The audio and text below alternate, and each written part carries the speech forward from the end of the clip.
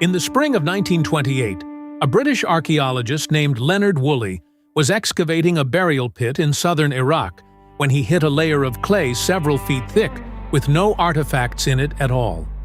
Below that clay, he found something that rewrote what scholars thought they knew about early civilization. Not because of gold, not because of monumental architecture, because of the bodies. Dozens of them, arranged in rows, dressed in their finest clothing, holding musical instruments and drinking cups, as if they had simply lain down and waited to die. The site was ancient Ur, one of the earliest cities in human history. The date was somewhere around 2500 BCE, deep in what scholars call the early dynastic period of Mesopotamia. And the question those bodies immediately raised has never fully gone away. Did they walk in willingly? Were they drugged? Were they executed? The evidence in the pit itself is partial, ambiguous, and irreplaceable. What it does prove, beyond serious dispute, is that when a ruler of Ur died, a substantial number of living people went into the ground alongside the body. Ur sat at the edge of the Euphrates in what is now southern Iraq, and by the middle of the 3rd millennium BCE, it was one of the most politically and commercially significant cities in the ancient world. It controlled trade routes connecting the Persian Gulf to the interior of Mesopotamia. It had temples, a growing administrative bureaucracy, and rulers whose authority was expressed in a visual language of precious metal, lapis lazuli, and carnelian that had to be imported from hundreds of miles away. The city was prosperous enough and organized enough that its rulers could demand extraordinary resources, including, apparently, human ones. Woolley excavated 16 tombs at Ur that he classified as royal. They were distinguishable from ordinary burials by scale, by the concentration of prestige objects, and by the presence of what he called death pits. These were antechambers adjacent to the main burial chamber, and they contained multiple human skeletons alongside objects that suggested ritual rather than accident. The tomb known as PG 1237, attributed to a figure called Queen Puabi, whose cylinder seal was found with the body, is among the best preserved. Inside the death pit associated with her burial, Woolley found the remains of roughly 24 attendants, along with a wooden sledge, the bones of oxen, and gold headdresses of extraordinary craftsmanship.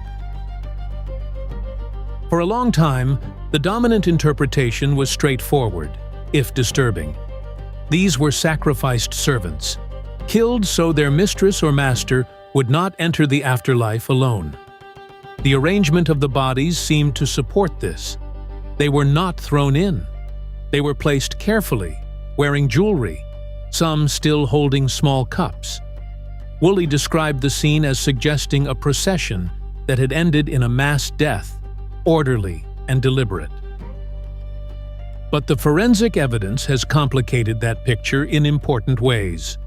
Physical anthropologists who reanalyzed the skeletal material in the 20th and 21st centuries looked for signs of trauma. Some skulls showed evidence of blunt force impact.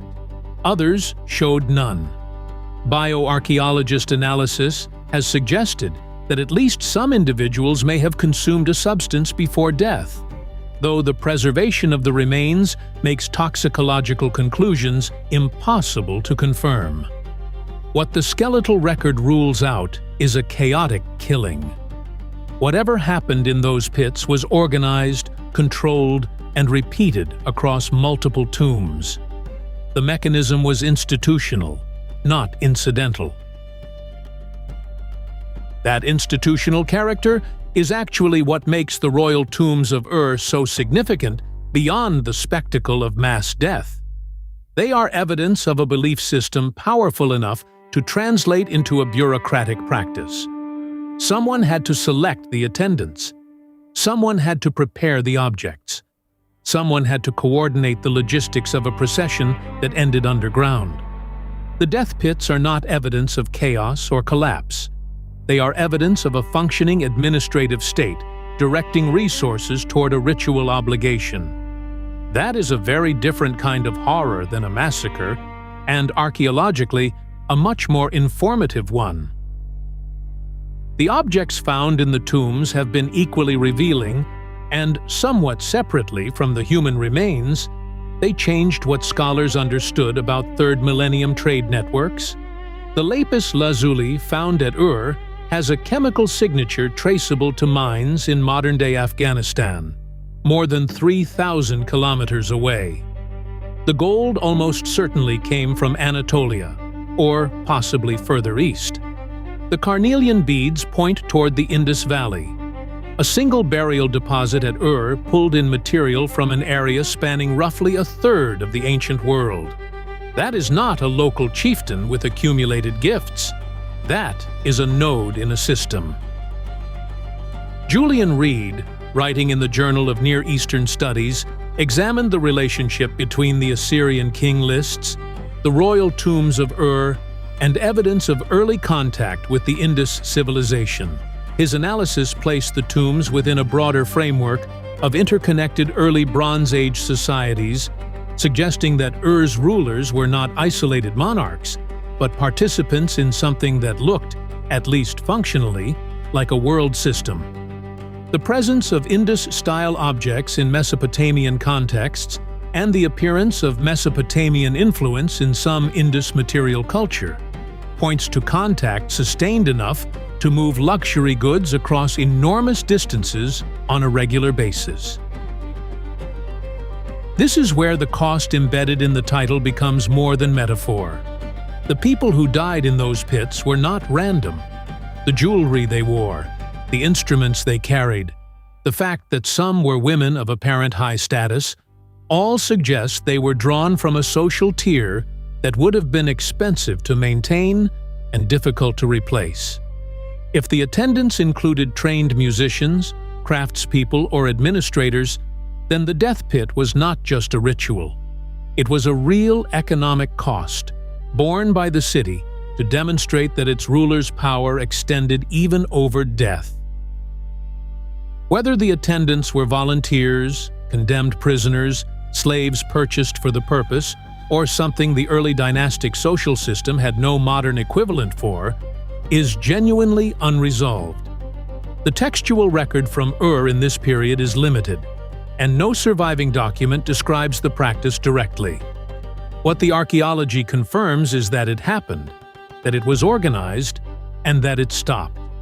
Later burials at Ur do not contain death pits. At some point in the 3rd millennium, the practice ended.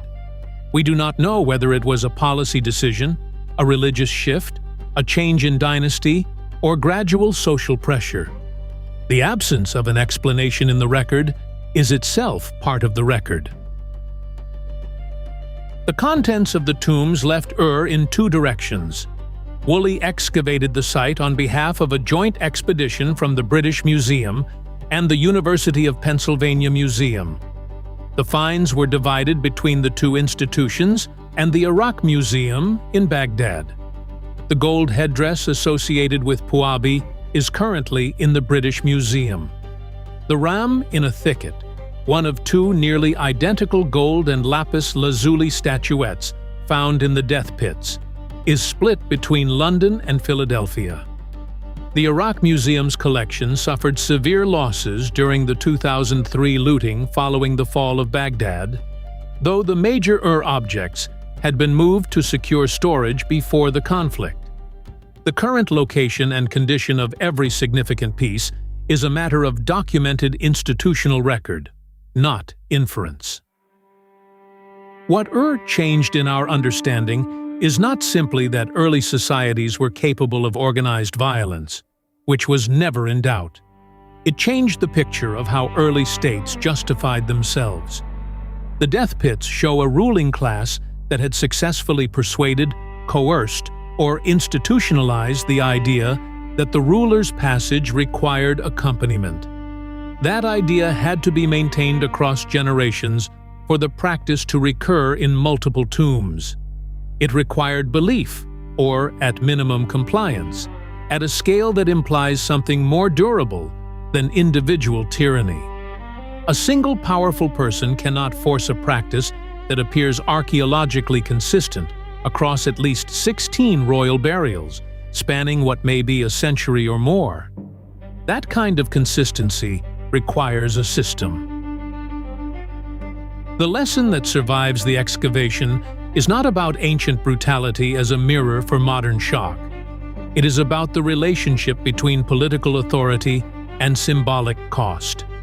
The rulers of Ur spent lapis lazuli and gold and human lives to make the same point, that their power was total, continuous, and not bounded by death. The people who followed them into the ground, whether they understood it as sacrifice, honor, duty, or had no meaningful choice at all, became the most expensive proof of that claim. What changed in our understanding, the morning Woolley cleared that pit, was not that ancient people were capable of this. It was that they built an institution around it. The royal tombs of Ur are now among the most studied burial deposits in the archaeological record. Every new analytical method, from isotope analysis of the human remains to X-ray fluorescence of the metal objects, has the potential to narrow the open questions a little further.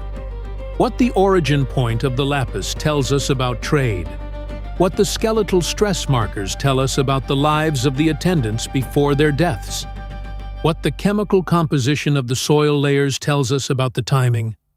None of those answers will be final, but each one replaces a gap in the record with something more solid. That is how the evidence chain works. Not revelation, accumulation. Visual reconstructions are illustrative. Facts and interpretations are based on the sources listed in the description.